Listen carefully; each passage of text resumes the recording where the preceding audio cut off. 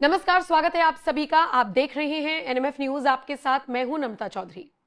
आपने चुनाव तो बहुत सारे देखे होंगे, लेकिन आज हम जिस चुनाव की बात करने जा रहे हैं उसमें जीत भी बीजेपी की होगी और हार भी बीजेपी की होगी। यानी जीतने वाला कैंडिडेट भी बीजेपी का होगा और हारने वाला कैंडिडेट भी बीजेपी का होगा। शायद इसीलिए कोई कह रहा है कि सबसे बड़ा चुनाव है जिसमें नरेंद्र मोदी के साथ साथ अमित शाह भी वोट डालेंगे। कोई कह रहा है कि ये तो बीजेपी बनाम बीजेपी ही है, यानी ये जो चुनाव है ये दूसरे दलों के साथ बीजेपी के कंपटीशन का नहीं है, बल्कि बीजेपी के अंदर के जो खेमे हैं वो कैसे डिवाइडेड हैं, आज उसी को समझने की कोशिश करेंगे और आपको यह भी बताने की कोशिश करेंगे कि कैसे एक तरफ बादशाहत चल रही है 20-25 साल से एक बीजेपी के नेता की, और इसी कड़ी में अब दूसरे नेता की एंट्री हुई है। अब ये जो चुनाव होगा ये समर्थन के आधार पर होगा, ये जाति के आधार पर होगा, ये किसका पलड़ा भारी है उसके आधार पर होगा, जिसकी 20-25 साल से बादशाहत चली आ रही है और जो नया नया इसमें एंट्री कर रहा है उसके आधार पर होगा। ये सारी चीजें आज हम समझने की कोशिश करेंगे, क्योंकि सोचिए जो शख्स 25 सालों से एक पद पर है, निर्विरोध चुने जाते रहे हैं, उनको टक्कर देने के लिए अगर कोई बीजेपी का ही दूसरा नेता सामने आ रहा है और वो भी वो नेता जिसको माना जा रहा है कि जिसके साथ मोदी और शाह का समर्थन है, तो निश्चित तौर पर चर्चा तो होगी ही। कॉन्स्टिट्यूशन क्लब की गवर्निंग बॉडी के सेक्रेटरी के लिए आप मानकर चलिए चुनाव है जिस पर 20 साल से भी ज्यादा, ऑलमोस्ट 25 साल आप मानकर चलिए, राजीव प्रताप रूडी इस पर काबिज है। और अब जब कहा गया कि नहीं नहीं वोटिंग होनी चाहिए, निर्विरोध हमेशा से चुने जाते रहे हैं राजीव प्रताप रूडी, लेकिन इस बार कहा गया कि नहीं, वोट होगा, वोटिंग होगी और इसमें एक नए कैंडिडेट को लाया गया है और वो है संजीव बालियान। अब दोनों की पृष्ठभूमि देखिए बिल्कुल अलग अलग है। दोनों की पृष्ठभूमि इसलिए अलग है क्योंकि एक नेता है जो बिहार से आते हैं, लेकिन फिर भी उनको वो एलिट क्लास माने जाते हैं। उनके लिए यह माना जाता है कि उन्होंने बहुत सारी चीजों को देखा है, अनुभव किया है।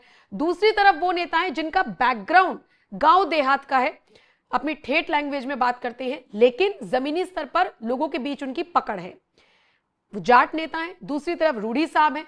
अब कहने को तो संजीव बालियान कह रहे हैं कि बिहार से भी मुझे समर्थन मिल जाएगा, लेकिन पलड़ा भारी राजीव प्रताप रूडी का इसलिए नजर आ रहा है क्योंकि वो पहले से ही इस पर काबिज है, इस ये जो पद है, ये जो कुर्सी है, इस पर काबिज है। और मैं कई सारे वरिष्ठ पत्रकारों को सुन रही थी, मैं कई सारे राजनीतिक विश्लेषकों को सुन रही थी, उन सबका भी यही कहना है कि चुनाव बहुत दिलचस्प होने वाला है, क्योंकि वो नेता जो प्लेन में बैठकर कहते हैं कि हमारे तो दोस्त हैं राजीव प्रताप रूडी, या राजीव प्रताप रूडी कहते हैं कि हमारे तो दोस्त हैं निशिकांत दुबे, वो निशिकांत दुबे अगर सामने बैठे संजीव बालियान से कहें कि नहीं नहीं हमारा समर्थन तो इन्हीं को जाएगा, तो फिर ऐसे में सुनने वाला कंफ्यूज हो जाता है। 1200 के आसपास वोट डाले जाएंगे और कैसे ये वोट बटेंगे। सोचिए, कई ऐसे सांसद हैं जो पिछले कई सालों से साथ में बैठकर खाना खाते हैं, एक टेबल पर उनका खाना सजता है, कोई लड़ाई झगड़ा कुछ नहीं है। वो जो साथ खाने वाले सांसद है ना, वो भी आपस में लड़ रहे हैं इस मुद्दे पर कि यार तुम उसका समर्थन कर रहे हो, अच्छा मैं तो इसका समर्थन कर रहा हूं। बहुत दिलचस्प होने वाला है मुकाबला, क्योंकि संजीव बालियान चूंकि मुजफ्फरनगर से आते हैं, पूर्व सांसद हैं, इस बार तो वो हार गए थे, पूर्व केंद्रीय मंत्री हैं, कहा जाता है कि अमित शाह के खेमे से वो आते हैं। वो लोगों से कह रहे हैं कि भले मुझे इस बार हरा दिया इसलिए मैं दिल्ली की तरफ रुख कर रहा हूं।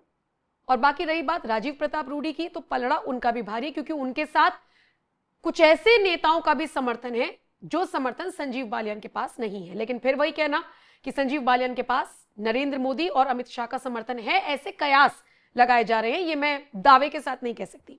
और वैसे भी राजनीति बहुत हद तक अनिश्चित जो चीजें होती हैं इसमें उसी के आधार पर चलती है। आइए मैं आपको ग्राफिक्स के जरिए समझाती हूं राजीव प्रताप रूडी के बारे में भी, संजीव बालियान के बारे में भी, और चुनाव की कुछ महत्वपूर्ण बातें। ग्राफिक प्लेट चलाइए। चुनाव की कुछ महत्वपूर्ण बातें।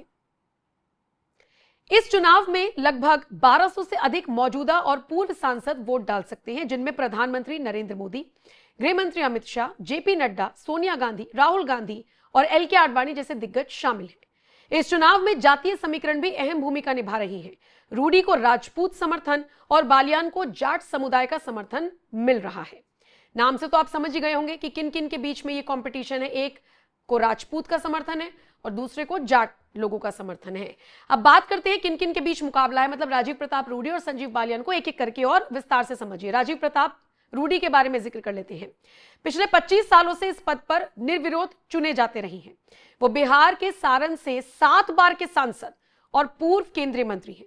उन्हें राजपूत समुदाय और कुछ विपक्षी दलों जैसे कांग्रेस, एनसीपी, डीएमके का समर्थन जा रहा है, ऐसा उम्मीद है।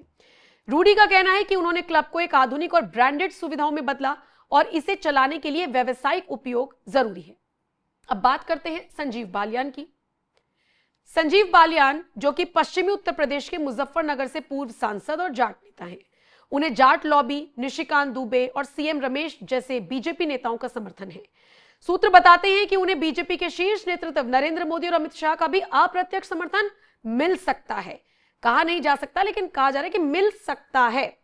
बालियान का दावा है कि क्लब को सांसदों के लिए विचार विमर्श का मंच बनाना चाहिए, ना कि व्यवसायिक केंद्र।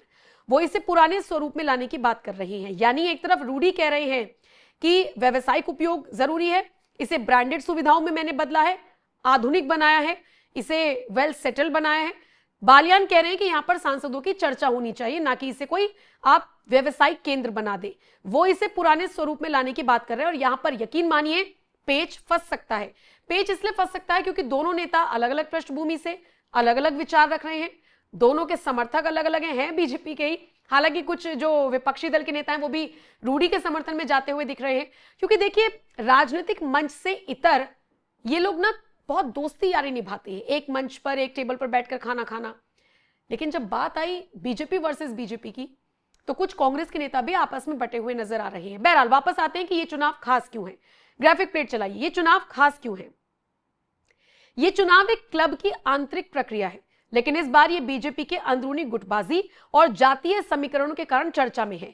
ये एक तरह से बीजेपी के शीर्ष नेतृत्व और क्षेत्रीय नेताओं के बीच शक्ति प्रदर्शन बन गया है। मतलब ये मानकर चलिए कि यूं तो क्लब के अंदर सारी चीजें होनी है, लेकिन इस बार बीजेपी के अंदर गुटबाजी है या नहीं है, कौन सी जाति के नेता किसके समर्थन में है बीजेपी के अंदर ही, ये जो गुटबाजी और खेमेबाजी है ना, इसका कैसे असर पड़ेगा ये देखने वाली बात है। और अब आखिरी ग्राफिक प्लेट चलाइए जिसमें आप समझेंगे कि मतदान कैसे हो रहा है और वोटिंग के साथ साथ परिणाम कब तक आएंगे। आज यानी 12 अगस्त को दिल्ली में कॉन्स्टिट्यूशन क्लब में वोटिंग होगी।